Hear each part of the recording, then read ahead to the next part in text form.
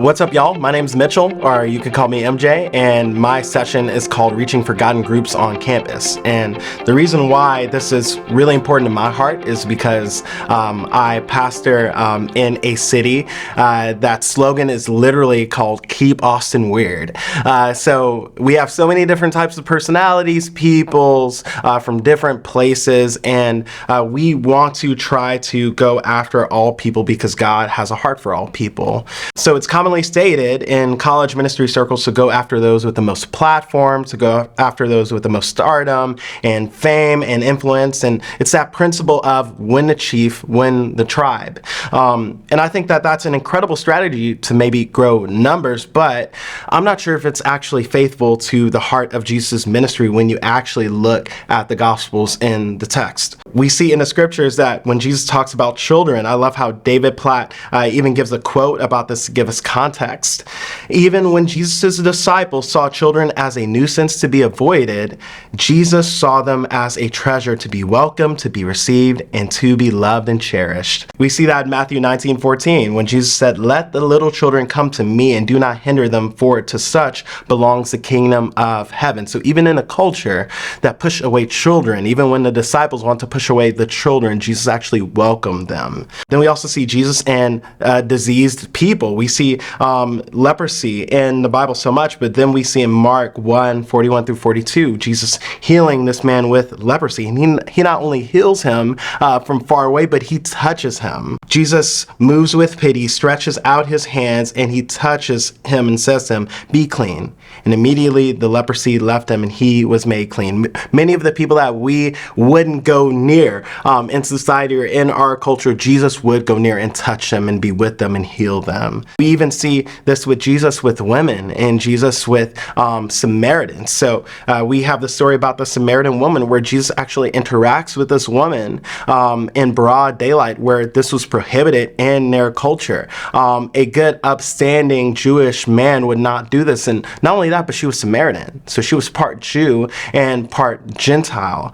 So the fact that Jesus is actually interacting with the Samaritan woman in a culture where Jewish people did not do that and they actually hated Samaritans is just incredible. It shows the inviting heart of Jesus. Then we also see so many passages where Jesus actually identifies with the poor. Matthew 25:40, when he says, "Truly I say to you, as you did it to one of the least of these, my brothers, you did it to me." So Jesus identifies with the marginalized and poor in such a way to where how you treat those in the peripherals or in the margins is actually how you treat Jesus. And that's him. He says it himself. So my question is, have we substituted faithful ministry to marginalized groups and peoples for strategies to grow movements? I think we largely have. And so something I think that is really good for us as leaders to process is one, who are the people we pursue the fastest? Two, who are the people that maybe come to talk to us or reach out to us that we want to kind of quickly leave those conversations? Want us to process, who do we believe really deserves our time, or who do we really believe wastes our time? I think that the root issue of our lack of obedience to these texts is actually a gospel amnesia. We've forgotten that God sought us out when we were strangers, foreigners, and enemies. And we don't just point to the gospel for people who are lost, but we are actually reminded of the fact that we would still be lost if God had not found us on the margins. Jonathan Edwards says that ministry to the poor is a crucial sign that we believe the gospel. So we see Jesus going to the forgotten and the peripherals in this context to invite people into discipleship, relationship, and spiritual leadership. They're just ordinary people, as the Sadducees and Pharisees said in the book of Acts. But that was not just, a sub thing that Jesus did, but that was actually a part of Jesus' strategy for making disciples. He went to the margins. What if the most faithful call and strategy for us was actually going to the margins on our campuses, the margins in our city? There's tons of ministry to Greek people, but what about the people who are geeks kind of in their clubs and in the corners over there that we don't really notice or appreciate or bring in?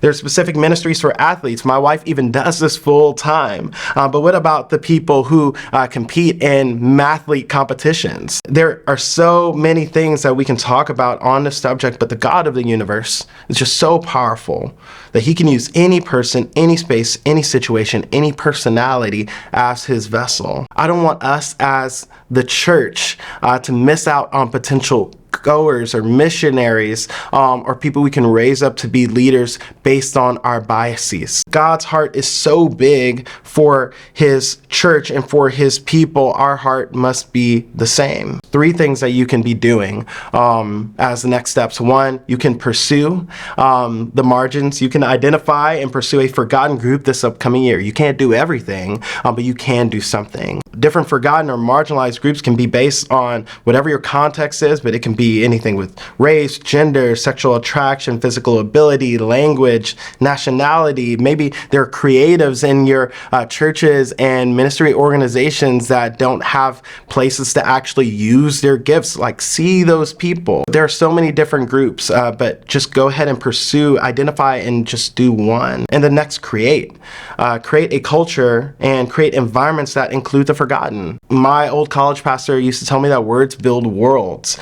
And so something that I started saying in our college ministry that's been an axiom even since my last job was that no one stands alone, no one sits alone. I want to create a culture where we even go out and communicate to our people. We go out to the margins, even in our own churches, to invite people in with us. So create that culture. Lastly, let loose.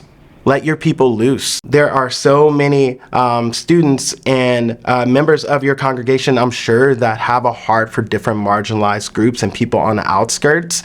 And one of the most beautiful things we've seen is that when we've receive some of those requests for us to actually go and reach those people, we've seen students respond to a call to go out and do it, and so that we can serve them and support them as they do those things. Again, God's heart is really big. His heart is for all types of peoples, personalities, colors, and abilities, and our churches and ministries should actually reflect his heart in that way.